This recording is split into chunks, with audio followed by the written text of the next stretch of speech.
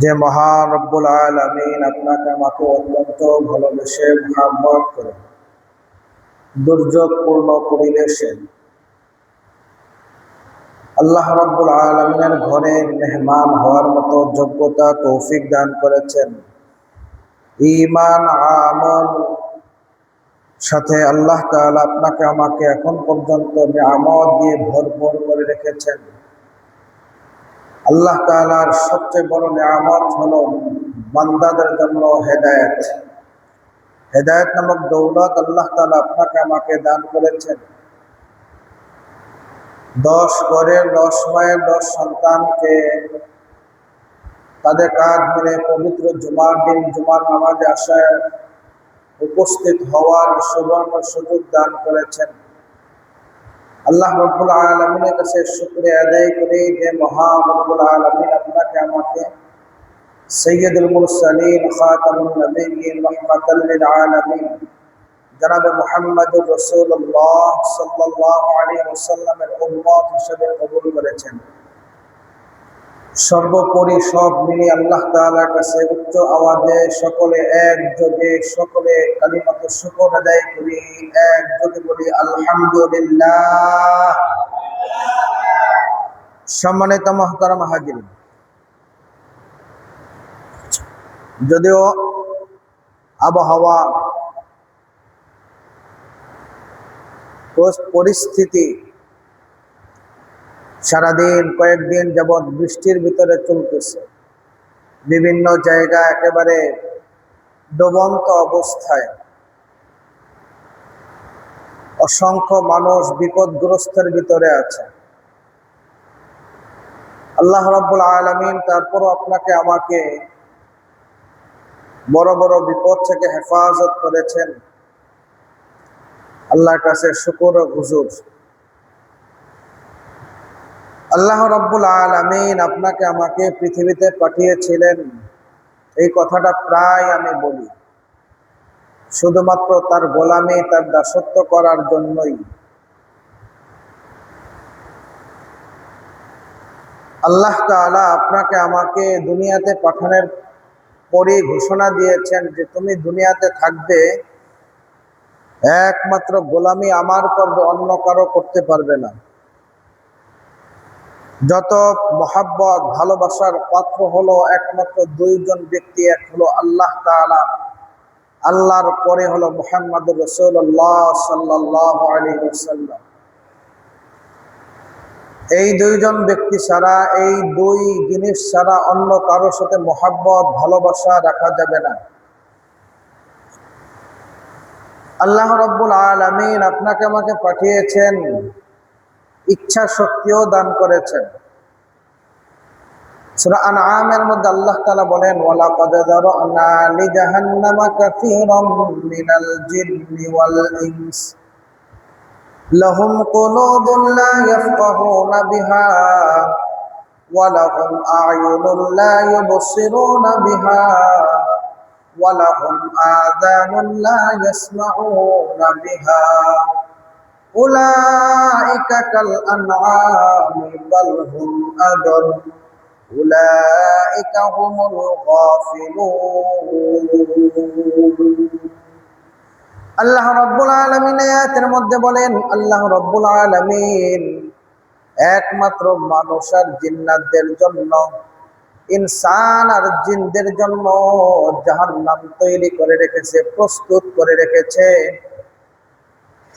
ওই সমস্ত মানুষদের জন্য যাদেরকে আল্লাহ তাআলা আকল দান করেছেন, বুঝ শক্তি দিয়েছেন, শ্রবণ শক্তি দিয়েছেন, জবানের কথা বলার মতো শক্তি, বাক শক্তি দান করেছেন, নজর শক্তি দান করেছেন, বিবেকবান এই সমস্ত পুরুষদেরকে, নারীদেরকে আল্লাহ তাআলা ডাক দিয়া বলে, তোমাদের জন্যই আমি জাহান্নাম তৈরি করেছি।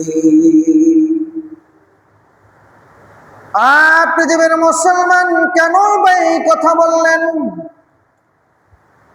আল্লাহ রাব্বুল আলামিন বলেন, লাহুম কুলুবুন লা ইয়াফকাহুনা বিহা, তোমাদেরকে একটা অন্তর দান করেছি, মন দান করেছি, এই মনটা কোথায় থাকে? মনটা প্রতিটা মানুষের অন্তরের মধ্যে থাকে। আল্লাহর নবী সরকার দু আলম রাহমাতাল লিল আলামিন বলেন, আলা ইন্না ফিল জাসাদি মুদগাহ। ও পৃথিবীর মুসলমান, সাবধান হয়ে যাও, সাবধান। তোমাদের অন্তরের মধ্যে, তোমাদের শরীরের মধ্যে এমন একটা গোশতের টুকরা রয়েছে, ইদা সালুহাত সালুহাল জাসাদু কুল্লুহু। ওই গোশতের টুকরাটা যদি সুস্থ হয়ে যায়, সবল হয়ে যায়, সহি হয়ে যায়, সুস্থ থাকে, তাহলে পুরা শরীরটাই সুস্থ হয়ে যায়। মাঝে মাঝে আমরা বলি, ভাই কেমন আছে? বেশি ভালো না। কারণ মনটা ভালো না। বলেন এরকমের? আমরা এই কথার অধিকাংশ মানুষই বলি যে ভাই মনটা বেশি ভালো না। তখন এই মানুষটা ঝিমুনি চলে আসে, যেখানে বসে সেখানে বসেই থাকে, কাজের মধ্যে কেমন কোনো উদ্যমতা নাই, তারপরে কোনো আগ্রহ নাই, সংসারের প্রতি আগ্রহ নাই, ছেলে সন্তান স্ত্রীর প্রতি তেমন কোনো আগ্রহ নাই। যদি জিজ্ঞাসা করে, ভাই তুমি মন মরা দিয়া গেলা কেন, ঘটনা কি? ভাই মনটা বেশি ভালো না। এই যে বলে যে মনটা বেশি ভালো না, এই মন কোনটা? আল্লাহ রসুল বলেন, তোমার শরীরের মধ্যে এমন একটা গোশতের টুকরা আছে, এটা কোন জায়গায় আছে এটা বর্ণনা আসে নাই, কিন্তু শরীরের মধ্যে একটা গোশতের টুকরা আছে, যেই গোশতের টুকরাটা যদি ভালো হয় তোমার কাছে ভালো লাগে, আর যদি ওটা খারাপ হয় তাহলে তোমার কাছে সব কাজ খারাপ লাগে। তাহলে আল্লাহ রাব্বুল আলামিন আমাদেরকে উদ্দেশ্য করে বলেন, আল্লাহ তাআলা বলেন, ক্বাদ আফলাহাল মুমিনুন। ও পৃথিবীর মুসলমান, আল্লাহ তাআলা আমাদেরকে ডাক দিয়া বলে, শুধুমাত্র মুমিন নাই সফলতা অর্জন করেছে। এই পৃথিবীর মধ্যে যত মানুষ রয়েছে, যত মানুষ আছে, সেই মানুষদের মতো চাই সে যে কোনো বংশের হোক না কেন, যে কোনো ধর্মের হোক না কেন, যে কোনো এলাকার হোক না কেন, যে কোনো দেশের হোক না কেন, আল্লাহ রাব্বুল আলামিন ডাক দিয়ে বলেন, ক্বাদ আফলাহাল মুমিনুন। এই আয়াতের মধ্যে এমন কত কথা বলা হয় নাই। মক্কা নগরীর মানুষ, মদিনার মানুষরা জান্নাত পাইবে, পৃথিবীর কোনো মানুষ জান্নাতে পাবে না, এমন কোনো কথা বলা হয় নাই। ইরাকের মানুষরা জান্নাত পাবে, আর কোনো মানুষরা জান্নাত পাবে না, সফলতা অর্জন করতে পারবে না, এমন কোনো কথা কোরআন হাদিসে নাই। আল্লাহ তাআলা বলেন, ক্বাদ আফলাহাল মুমিনুন। শুধুমাত্র মুমিন যারা, এরাই জান্নাত পাবে, এরাই সফলতা অর্জন করতে পারবে, এরাই সাফল্য অর্জন করতে পারবে। এখন সাফল্য কিসের ভিতরে আছে? আল্লাহ রাব্বুল আলামিন এর পরের আয়াতে বেশ 10টা আয়াতের মধ্যে 10টা গুণের কথা বলছেন, অন্য কোনোদিন বলবো। শুধুমাত্র এতটুকু বলবো, আল্লাহ তাআলা বলেন, আল্লাযীনা হুম ফি সালাতিহিম খাশিউন। যারা নামাজের ব্যাপারে বিনয়ী হয়, যারা নামাজের ব্যাপারে আগ্রহ বশত হয়, যারা নামাজের ব্যাপারে মনোযোগী হয়, এরাই হলো সফলতা অর্জন করেছে। অন্য আয়াতের মধ্যে আল্লাহ রাব্বুল আলামিন বলেন, ক্বাদ আফলাহা মান যাক্কাহা ওয়া ক্বাদ খাবা মান দাসসাহা। ক্বাদ আফলাহা মান যাক্কাহা। ওই মানুষটাই সফলতা অর্জন করেছে যে পবিত্র হয়ে গেছে। ও মুসলমান, শরীরের মধ্যে যদি কোনো নাপাকি লাগে, ঘৃণা লাগে না? তিরস্কার লাগে না? যদি শরীরে কোনো নাপাকি লাগে, গরুর গোবর হোক, মানুষের পায়খানা হোক, প্রস্রাব হোক, এই যে আমরা যারা আসলাম, অনেকে এসে পাও দিতেছে, কারণ কি অন্যদিন তো এরকম এত পাও দিত না, তো পায়ের মধ্যে ময়লা লাগছে, তার কাছে খুব খারাপ লাগতেছে, যার কারণে এসে সকল মানুষগুলো মসজিদে পা পরিষ্কার করতেছে। তো এই উপরের ময়লা দূর করাটা আমরা বুঝলাম, কিন্তু ভিতরের ময়লা দূর করাটা আমরা বুঝলাম না। অন্তরের যে একটা ময়লা আছে, আল্লাহ রসুল সাল্লাল্লাহু আলাইহি ওয়াসাল্লাম বলেন, কোনো মানুষ যদি একটা গুনাহের কাজ করে, অন্তরের মধ্যে যে কলবটা আছে, যে গোশতের টুকরাটা আছে, এই টুকরাটার মধ্যে একটা দাগ পড়ে যায়। আবার আর একটা গুনাহের কাজ করলে আর একটা দাগ পড়ে। এভাবে পড়তে পড়তে ওই টুকরাটা, কালো গোশতের টুকরাটা এত পরিমাণ কালো হয়ে যায়, তখন আর তার মনে আর কিছু ভালো লাগে না। এই মানুষটার অন্তরে কোরআন তেলাওয়াত ভালো লাগে না, নামাজ ভালো লাগে না, জিকির আজগার ভালো লাগে না, ওয়াজ নসিহত ভালো লাগে না। তার কাছে ভালো লাগে গান বাজনা, তার কাছে ভালো লাগে অশ্লীলতা, কার কাছে ভালো লাগে এই সিনেমা দেখা, তার কাছে ভালো লাগে যারা বেহায়াপনা নির্লজ্জ জিনিস দেখায় সেই সমস্ত জিনিসগুলো দেখা। তাদের কাছে ভালো লাগে মানুষের মানে হই হুল্লা করা, জুয়ার যে ব্যবসাগুলো আছে, জেনা বেবিচার, এইগুলো ভালো লাগে। তাদের কাছে ভালো লাগে নির্লজ্জ খেলাগুলো। কথা বলো ঠিক কিনা? পৃথিবীর মুসলমান, আল্লাহ রাব্বুল আলামিন বলেন, ওয়াশ-শামসি ওয়া দুহাহা ওয়াল কমারি ইযা তালাহা ওয়ান নাহারি ইযা জাল্লাহা। আল্লাহ তাআলা সূর্যের কসম করে বলেন, ওয়াশ-শামসি ওয়া দুহাহা, যখন সেটা কিরণ দেয়, ওয়াল কমারি ইযা তালাহা, চন্দ্রের কসম দিয়া বলতেছেন, ওয়াল কমারি ইযা তালাহা ওয়ান নাহারি ইযা জাল্লাহা, রাতের কসম দিয়া বলেন আল্লাহ রাব্বুল আলামিন বলতেছেন। দেখেন একটা বিষয় কত গুরুত্ব আমাদের কাছে। যখন যেই বিষয়টা মানুষের কাছে বিশ্বস্ত অর্জন করতে পারি না, তখন ওই বিষয়টাকে আমরা কসম দেওয়া হোক, পাও দইরা হোক, যেভাবে হোক, মায়ের কসম, বাবার কসম, দুধের কসম, যত কসম আছে দুনিয়ার সব কসম দেওয়া হইল, 100 কসম দেওয়া হইল, ওটাকে বিশ্বাস করাই আমি। কথা বলো, আছে কিনা এরকমের? করি না আমরা স্বাভাবিকভাবে? আল্লাহ তাআলার তার তো বিশ্বাস করানোর দরকার নাই মানুষের কাছে, দরকার আছে নাকি? আল্লাহ বলছে, এখন বিশ্বাস করলো কি না করলো কি? করলে ব্যক্তির লাভ, না করলো ব্যক্তির লস। আল্লাহর কোনো লসও নেই, লাভও নেই। হ্যাঁ, লাভ এতটুকু যে বান্দা তার কথা শুনছে, তার ইবাদত বন্দেগী করছে, তাকে মানছে, এইটাই তার লাভ। তার আনন্দ হয়, তার কাছে খুশি মনে হয়, তার কাছে খুশি লাগে যে আমার বান্দা আমার পায়ে সিজদা দিছে, আমার বান্দা আমার কথা শুনতেছে, আমার বান্দা আমার কথা শুনে হারাম কাজে যায় না, হারাম জিনিস দেখে না, হারাম কথা বলে না, হারাম উপার্জন করে না, এইটাই তার লাভ। তার কাছে আনন্দ মনে হয়। তেমন একটা কথা সূরাতুশ শামসের মধ্যে আল্লাহ রাব্বুল আলামিন বলেন, যেই কথাটা বলার আগে মানুষদেরকে বারবার গুরুত্ব দেখাইতেছে। ওয়াশ-শামসি ওয়া দুহাহা ওয়াল কমারি ইযা তালাহা ওয়ান নাহারি ইযা জাল্লাহা ওয়াল লাইলি ইযা ইয়াগশাহা ওয়াস সামাই ওয়া মা বানাহা ওয়াল আরদি ওয়া মা তাহাহা। আসমানটাকে আল্লাহ কত সুন্দর করে সাজাইছে, আসমানের দিকে দেখো না। জমিনটাকে আল্লাহ কত সুন্দর করে বিছাইলেন, জমিনটাকে কি দেখো না? আল্লাহ রাব্বুল আলামিন পুরা পৃথিবীটাকে কত সুন্দর করে সাজাইলো, এই দিকে কি নজর দাও না? ওয়াল আরদি ওয়া মা তাহাহা। এরপরে আল্লাহ তাআলা বলেন, ওয়া নাফসি ওয়া মা সাওয়াহা।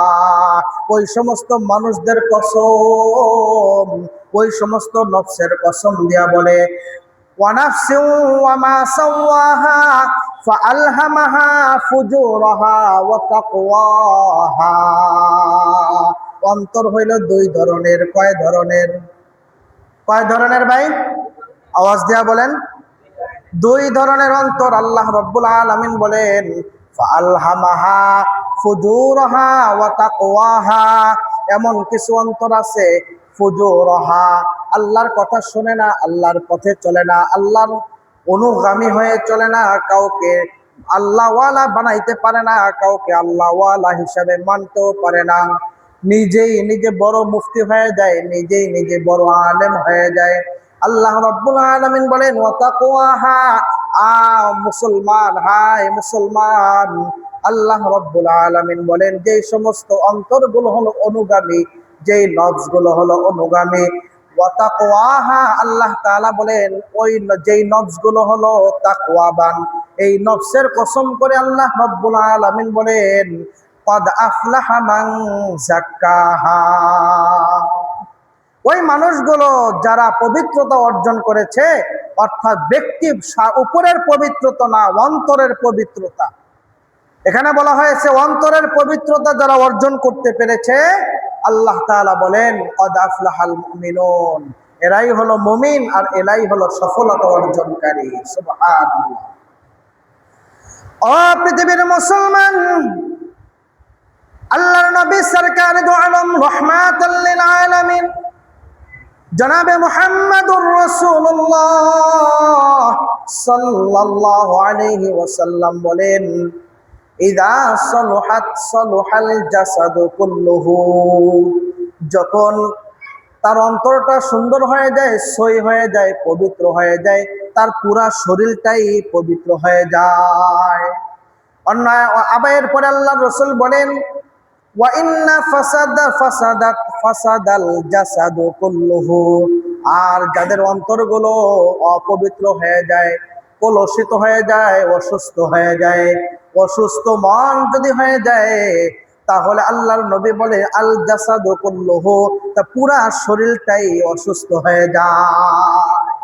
তাদের কাছে আর কোনো কিছু ভালো লাগে না, গান বাজনা ছাড়া ভালো লাগে না, টিভি ভিসিআর ছাড়া ভালো লাগে না, অশ্লীলতা ছাড়া ভালো লাগে না, মিথ্যা কথা অশ্লীল কথা ছাড়া তাদের কাছে আর কিছুই ভালো লাগে না। কথার শুরুতেই অশ্লীল কথা। এমন মানুষ আছে না, কথা বলার শুরুতেই আগে অশ্লীল কথা বলে নেয়, কথা বলার শুরুতেই গালি একটা দিয়ে নিবে, ভালো কথা বলবে তার শুরুতেও বা একটা ফাহিশা কথা বলে নিবে। আল্লাহর নবী বলেন তার অন্তরটা যদি অসুস্থ হয়ে যায়, রোগাগ্রস্ত হয়ে যায়, তাহলে তার পুরা শরীরটাই রোগাগ্রস্ত হয়ে যায়। আল্লাহর নবী সরকার দু আলম বলেন, আলা ওয়াহিয়াল কলব, সেই জিনিসটা কি? ওই জিনিসটা হলো, ওই জিনিসটার ব্যাপারে সাবধান হয়ে যাও। আল্লাহর নবী বলেন, আলা, সাবধান হয়ে যাও, ওয়াহিয়াল কলব, ওইটা হলো তোমার অন্তর। ওটা কি ভাই? তোমার আমার অন্তরটা। এটাই হলো, যদি সুস্থ থাকে পুরা শরীর সুস্থ, অসুস্থ হলে পুরা শরীর অসুস্থ। তখন কোরআন তেলাওয়াত ভালো লাগে না, নামাজ রোজা ভালো লাগে না, কোরআন হাদিসের আলোচনা তাদের কাছে ভালো লাগে না, ভালো লাগে রাত জেগে জেগে খেলা দেখা। কথা বলো।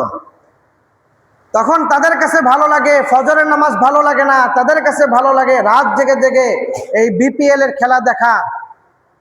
যেই সমস্ত মানুষরা মুসলমানদের বিরোধিতা করেছে, মুসলমানদের বিরুদ্ধে অস্ত্র ত্যাগ করেছে, তাদের কি ভালো লাগে?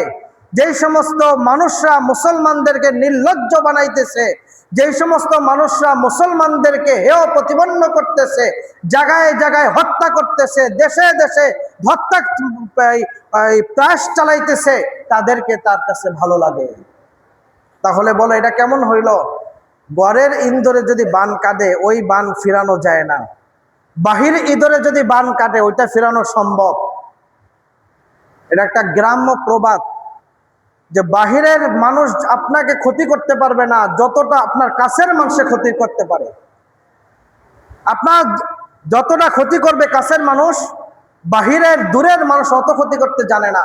অর্থাৎ আপনার বিতর্গত অবস্থা, আপনার চলাফেরা, আপনার সাথে যে চলে সেই আপনার ক্ষতি করে বেশি। তো আপনাদের সাথে থেকে আপনাদের মতো কিছু মানুষ বিজাতিদের সাথে সম্পর্ক রাখে, তাদের সাথে ওঠা বসা করে, তাদের সাথে তাদের খেলা দেখা পছন্দ করে, তাদের হই হুল্লার মধ্যে আমোদ ফুর্তি করে। বাংলাদেশের মধ্যে শ্রেষ্ঠ একজন কারি, বাংলাদেশের প্রধান একজন কারি আহমদ বিন ইউসুফ, নাম শুনছেন আপনারা? কারি আহমদ বিন ইউসুফ এই খেলা চলাকালীন সময় একদম শুরু লগ্নি আমেরিকাতে গেছিল একটা প্রোগ্রামে। সেখানে কারি আহমদ বিন ইউসুফ হাফিজাহুল্লাহ তিনি বললেন, আমার দেশের মানুষগুলো খেলা নিয়ে এত যে মাতামাতি করে, এত যে হই হুল্লা করে, যেই দেশে খেলার ফিফার মানে প্রধান কার্যালয়, যেই দেশে মূল কেন্দ্র, ওই দেশে এতটা কিচ্ছুই নাই, কিছুই বোঝা যায় না ওই দেশের খেলা। ওই দেশে কোনো পতাকা নাই, ওই দেশে কোনো মিটিং নাই, মিছিল নাই, চিল্লা চিল্লি নাই, হই হুল্লা নাই। যখন স্টেডিয়ামে খেলা চলে, যারা দেখার তারা শুধুমাত্র যে যার দল সমর্থন করে তার দলের একটা জার্সি পরে স্টেডিয়ামে যাইতেছে, খেলা দেখে আবার বের হয়ে জার্সি খুলে ফেলতেছে।